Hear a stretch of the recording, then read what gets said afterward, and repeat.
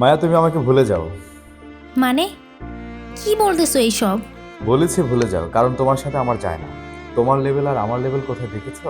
হাসিব, সব সময় কিন্তু মজা ভালো লাগে না। আমি তোমাকে ভালোবাসি। আমি মজা করছি না, সব সিরিয়াসলি বলছি।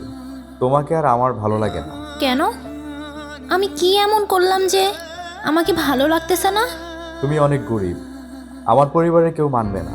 এটাই শুধু রিজন? সত্যি বলতে তোমার সাথে আমার কোনোভাবেই যায় না। তোমার পরিবেশ আর আমার পরিবেশ অনেক ভিন্ন। ওহ, আমাদের ভালোবাসাটা তো গরিব বড়লোক দেখে হয়নি হাসিব। এত কথা বলতে পারবো না। আজকের পর থেকে কোনো প্রকার ফোন দিবে না। আমি চাই না তোমার সাথে কথা বলতে। এমনটা করিও না হাসিব, আমি তোমাকে ছাড়া বাঁচবো না। আমি এই সম্পর্কে কোনো কথাই আর বলতে চাই না। ভালো থাকো, গেলাম।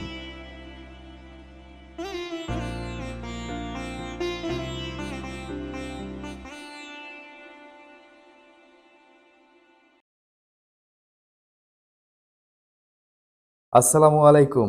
ম্যাম, ভিতরে আসবো? জি আসুন। কেমন আছো মায়া? ভদ্রভাবে কথা বলুন। অপরিচিত লোকের নাম ধরে ডাকেন? পারিবারিক শিক্ষাটুকু পাননি? আরে আমি তোমার বয়ফ্রেন্ড হাসি। আশ্চর্য, আপনাকে এখানে কেন আসতে বলা হয়েছে? ইন্টারভিউ দেওয়ার জন্য। তো সেটাই করুন। আপনাকে কিছু প্রশ্ন করব, যদি উত্তর দিতে পারেন উত্তর দিবেন, না হলে বলবেন পারবো না। ঠিক আছে।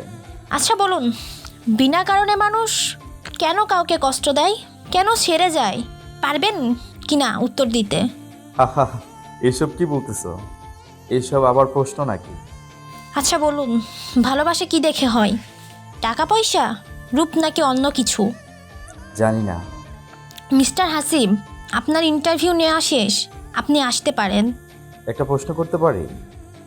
জি করুন। তুমি এই জায়গায় কেমনে, কি বুঝলাম না। আল্লাহ চাইলে সব পারেন। এখন আপনি আসুন, আমার স্বামী বাহিরে অপেক্ষা করছে, তাড়াতাড়ি কাজ শেষ করে যেতে হবে। ও আচ্ছা, আমার চাকরিটা কি হবে এখানে? এখানে কোনো বড়লোক ছেলেদের চাকরি দেওয়া হয় না, আপনি নিশ্চিত থাকুন আপনার চাকরি হবে না। প্রতিশোধ নিচ্ছ নাকি? যেটা ভাবতে পারো তুমি।